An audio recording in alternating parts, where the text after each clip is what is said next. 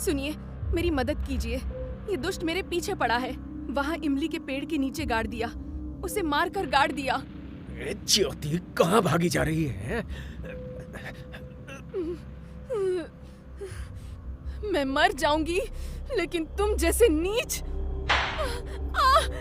छोड़ दे मुझे। ज्योति ने उसके सर पर वो ईंट दे मारी।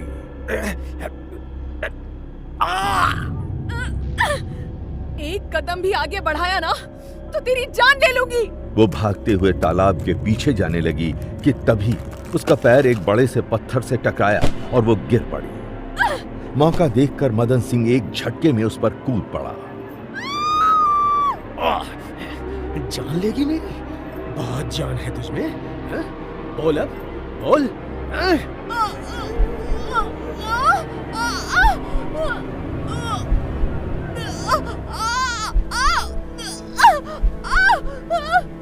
मदन सिंह की कुछ समझ में आता उससे पहले ही ज्योति की छटपटाहट एकदम से रुक गई। वो मर चुकी थी। ये तूने क्या किया मदन? मार डाला इसे? मदन सिंह ने उसे बहला फुसलाकर उसके झोपड़े में वापस भेज दिया।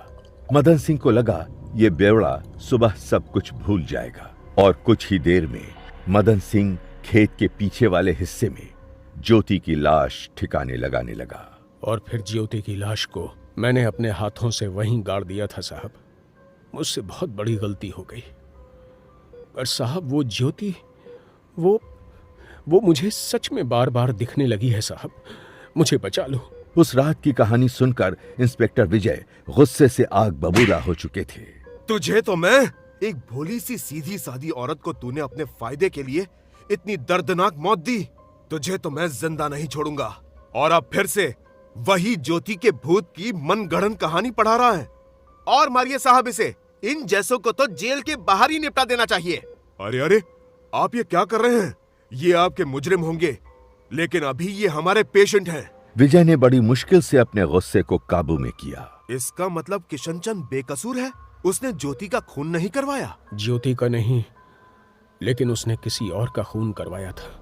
किसका?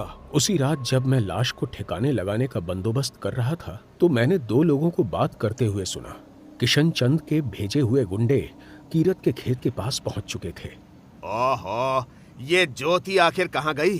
अरे वो देखो, ये तो ज्योति है। ये तो मरी हुई है। इसे किसने मारा?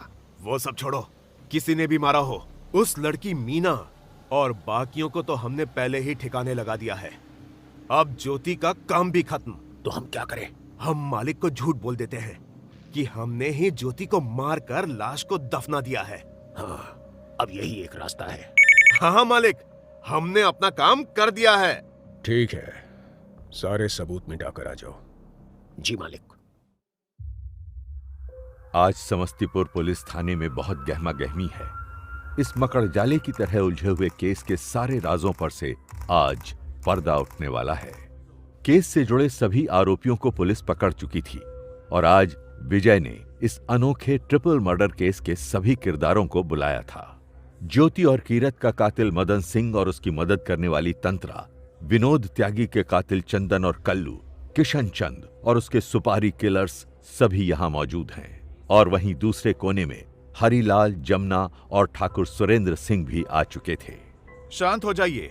आप सभी को ये बताते हुए हमें बहुत खुशी हो रही है कि इस केस को हमने सुलझा लिया है।